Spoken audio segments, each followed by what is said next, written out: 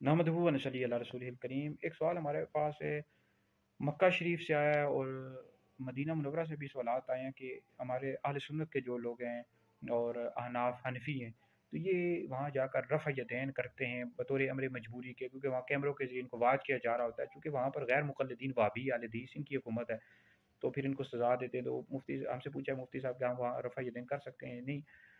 देखिए, इस हवाले से ये है कि रफ़ा यदैन के हवाले से शरई हुक्म ये है कि ये मनसूख हो चुका है, ख़त्म हो चुका है। इस हवाले से बेशुमार हदीस बुखारी, मुस्लिम, तिरमिज़ी में हदीस मौजूद है। इस हवाले से अगर आपने मुकम्मल मेरी वीडियो सुनी हो, मेरा यूट्यूब चैनल है मुफ्ती दानिश हैदरी, इंग्लिश में लिखेंगे रफ़ा यदैन लिखें उर्दू में, तो आपको मेरी ये वीडियो मिल जाएगी। वहाँ पर रफ़ा यदैन ख़त्म इन मनसूख होने के हवाले से मैंने बेशुमार दलाइल दिए हैं। ख़त्म हो चुका है। ये वाबियों गैर मुक़ल्लिदीन के नज़दीक भी ये सुन्नत अमल है, मतलब फ़र्ज़ वाजिब नहीं है। अगर नहीं कोई करता गुनहगार नहीं है। तो ये मनसूख हो चुका है। नबी करीम अलैहि सलाम का आखिरी अमल यही था, खुलफाए राशिदीन का, कि आप रफ़ा यदैन नहीं किया करते थे। तो लिहाजा वहाँ पर अगर आप इस तरह कर लेते हैं रफ़ा यदैन, क्योंकि अगर नहीं करेंगे तो वहाँ वो सज़ा देंगे और फिर वो बहुत सख्त सज़ा देते हैं, तो फिर बतौर अमर मजबूरी आप कर सकते हैं। ठीक है जी। वैसे रफ़ा यदैन ख़त्म हो चुका है, मनसूख हो चुका है, इस पर बेशुमार दलाइल मौजूद है।